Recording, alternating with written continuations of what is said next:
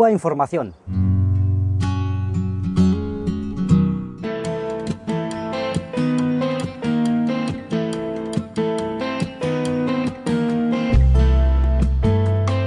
Coincido con el ponente en una cosa fundamental, que en este momento se está jugando el destino de Cuba. Y coincido con el ponente en una cosa fundamental. Cuba no tiene ninguna salida en el capitalismo.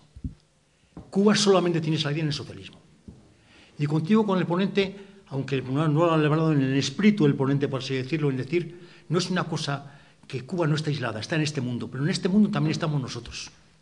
Y como estamos nosotros, a todos nos interesa que en Cuba haya una salida hacia el socialismo. El punto de partida probablemente es muy diferente.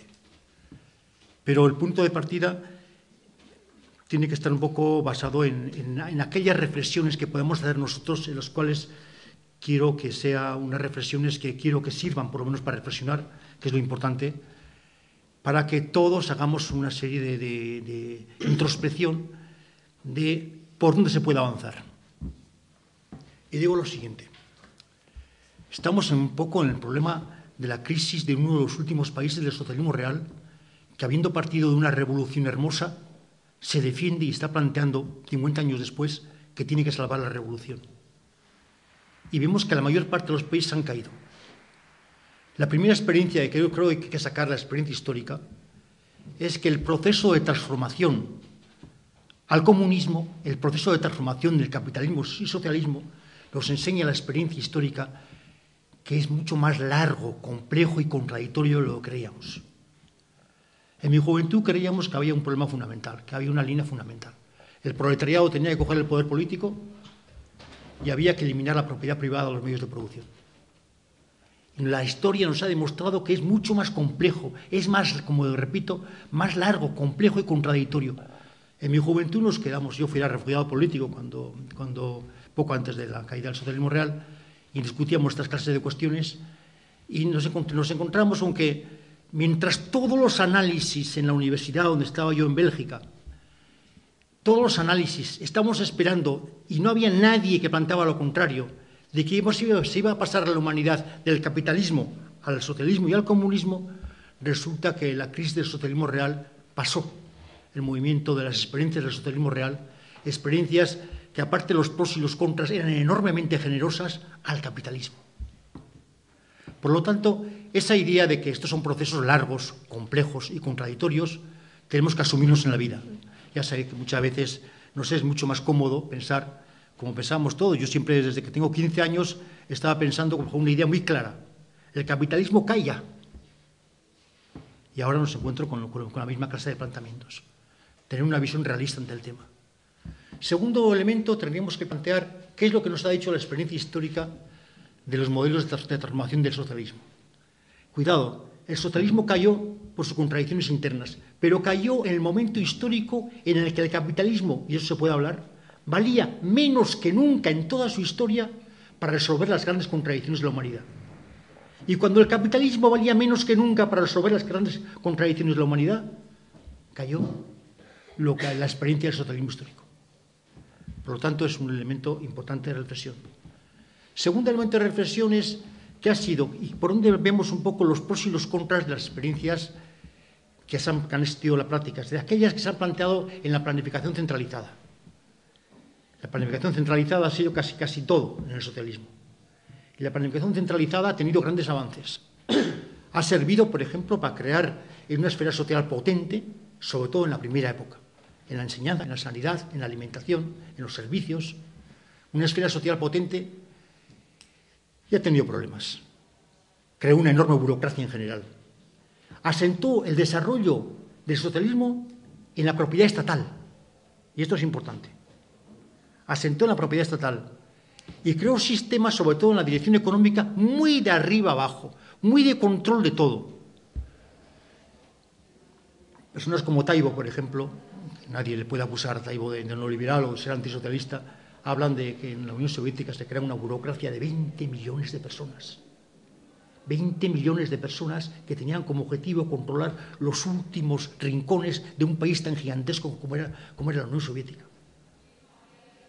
Y evidentemente, en esas circunstancias, la caída del socialismo tenía otro elemento. Es decir, los sistemas cibernéticos que había creado esa sociedad cara al pueblo eran sistemas de arriba abajo. Y había una agresividad contra los críticos, había una agresividad contra los innovadores, habría una acusación sistemática de gente contrarrevolucionaria a la gente que planteaba alternativas nuevas.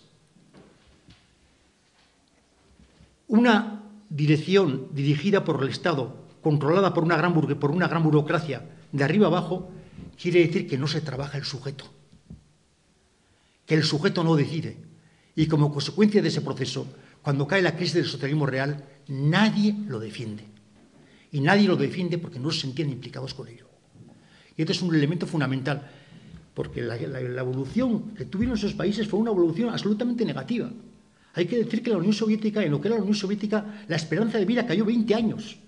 Hay que decir que la nueva situación de clases sociales es unos pocos ricos y la inmensa mayoría pobres y otros muchísimos muy pobres. Es decir, no hay una lógica que se puede decir que ha pasado algo mejor o algo. Es todo lo contrario. Entonces, esto es un elemento importante. La perestroika, ¿qué fue? La perestroika fue un intento de superar, a mi juicio, el problema. Ya sé que hay versiones diferentes. Hay quienes piensan que la perestroika es un intento de desmantelamiento del proceso. Yo pienso que la perestroika fue un intento de renovar el socialismo, que fracasó. En China se hizo un intento, a mi juicio, mucho más serio que la Unión Soviética. En China, con las mismas características, ante la burocracia creada, Mao Zedong planteó dos ofensivas que han sido, yo creo, lo mejor del socialismo real en toda la historia, a mi juicio. La campaña de las 100 flores en las Cienas en los años 50 y, sobre todo, la revolución cultural china, tan vilipendiada, pero que tiene una parte positiva, sin ninguna duda, y que es algo a revisar, a reanalizar, a reestudiar, porque precisamente trata de dar el poder a la gente de base, al pueblo, contra la burocracia creada en China. Ya sabemos que en China también fracasa, pero fracasa no cayendo el socialismo, fracasa cambiando el modelo estratégico del socialismo. Y tenemos el otro modelo. Y el otro modelo es el socialismo de mercado. En 1978 queda derrotada la línea de Mao Zedong y se implanta la línea de Deng Xiaoping. La línea de Deng Xiaoping es un socialismo dirigido por el Partido Comunista, dirigido por la propiedad estatal, de nuevo me refiero, y que tiene como objeto desarrollar una economía llamada socialista, una economía asentada en el mercado.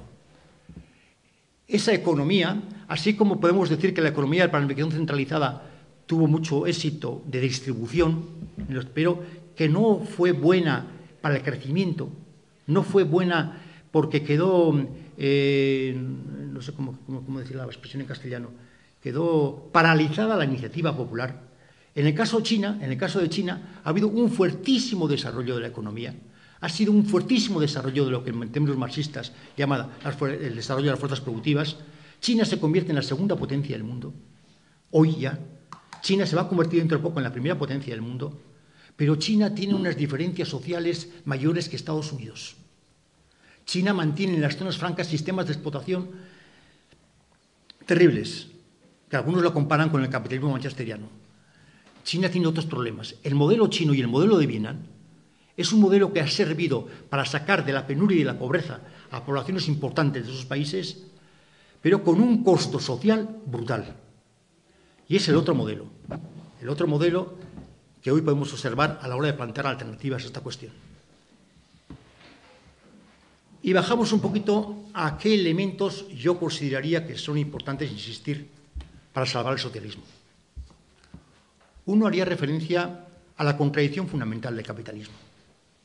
La contradicción fundamental del capitalismo es la que existe entre la socialización de las fuerzas productivas y el carácter propiedad y el carácter privado de la propiedad. Es decir, hay un carácter social de las fuerzas productivas que hace que nuestras sociedades sean cada vez más interdependientes, mientras que las decisiones las toman aquellos que tienen el poder económico y político, el capital financiero, las multinacionales y los grandes estados. Y los toman en base a sus intereses, lo cual hace que se crean dos mundos. Un mundo, el mundo del beneficio privado y el mundo de las necesidades sociales. Eso hay que salvar si se quiere salvar el capitalismo. ¿Qué quiere decir? Que en un país como Cuba o en cualquier país socialista, o aquí, no se pueden solventar las necesidades sociales fundamentales de una comunidad si no es con la planificación. La planificación debe resolver las necesidades sociales fundamentales de una sociedad. Pero debe solventar con una idea. Y la idea es de que ¿quién decide sobre la plusvalía creada en una sociedad? ¿Quién decide sobre el excedente si existe una sociedad? Sobre el excedente que existe en una sociedad debe decidir la sociedad. Y sobre el excedente y no el Estado. Y sobre el excedente que existe en una sociedad y sobre el objetivo debe estar acompañado de un sistema de debate estratégico, de un sistema cibernético que permita un debate estratégico sobre quiénes son las prioridades que hay en esa sociedad. Y hoy día con las telecomunicaciones es posible avanzar mucho en ese sentido. Y este es un elemento fundamental. Si planteamos así la superación de esta gran contradicción del capitalismo, ponemos en cuestión los sistemas partido-Estado, partido-Estado, y ponemos en cuestión también otro elemento fundamental, la relación de en qué medida, es decir, de que no son los representantes del Estado, sino son los elementos de la comunidad, dando un carácter de democracia participativa a la comunidad, los que deben decidir, los que deben llevar para adelante ese debate que debe ayudar a solventar las necesidades fundamentales. La otra gran contradicción que creo que hay que resolver es la primera contradicción fundamental del socialismo. Y la contradicción fundamental del socialismo es la que enfrenta la apropiación, es decir, la propiedad y la posesión de los medios de producción. Es decir, la superación de la contradicción fundamental del Estado, eso planteó muy claramente Lenin. Lenin planteó después de la gran guerra civil que hubo en la Unión Soviética, planteó qué había que hacer. Primero planteó dónde estamos. Y planteó sin ambajes. La definición que dijo Lenin para decir dónde estaba la Unión Soviética, dijo, estamos en un capitalismo de Estado, no estoy hablando de antes del año 1917, sino estoy hablando del año 1921, en un capitalismo de Estado bajo las condiciones de la dictadura del proletariado. Y dijo otra cosa, ¿qué hay que hacer?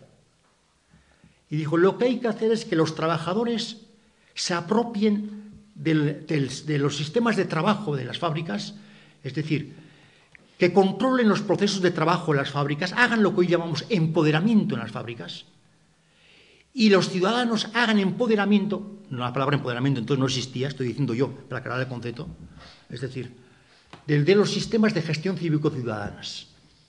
Y distinguió propiedad estatal de propiedad social.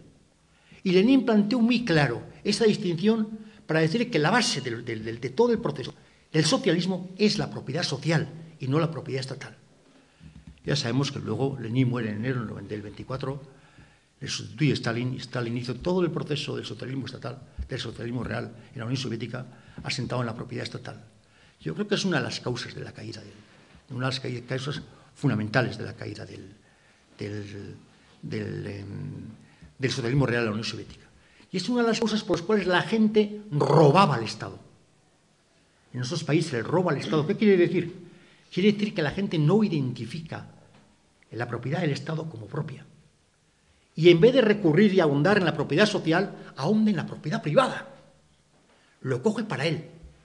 Ahonda en la apropiación privada. Y ahí está el mal, ahí está el problema. Lo cual ya plantea un problema fundamental, es decir, la apropiación social de los medios de producción, la propiedad social como base del sistema, es una de las condiciones de funcionamiento de poder consolidar y crear una revolución socialista que de verdad no tiene vuelta y se hace irreversible, como elemento fundamental. Y dos elementos más, y me callo, en el caso, por ejemplo, pensando en un país como Cuba, pero pensando también en esos países. De Lenin se conoce también que creó la ANEP. En un momento de penuria, de falta de desarrollo de las fuerzas productivas, Lenin planteó, en su momento histórico, dijo, ¿cómo recuperamos una situación marcada por la destrucción de la guerra que ha terminado con casi todo? Y cómo también recuperamos la alianza social entre los diferentes grupos sociales, que en el caso de la Unión Soviética era la alianza entre el proletariado y el campesinado. Y Lenin planteó que había que desarrollar la pequeña propiedad. Es un elemento fundamental. Había que admitir la pequeña propiedad porque era un elemento fundamental para desarrollar las fuerzas productivas. Hoy, posteriormente, podemos decir que es más que eso. La pequeña propiedad es un elemento clave, por ejemplo, en las ciudades, todo un sistema de tiendas, peluquerías, comercios, pequeños talleres, etcétera, que no solamente dan colorido a una ciudad, sino que crean iniciativa y creatividad.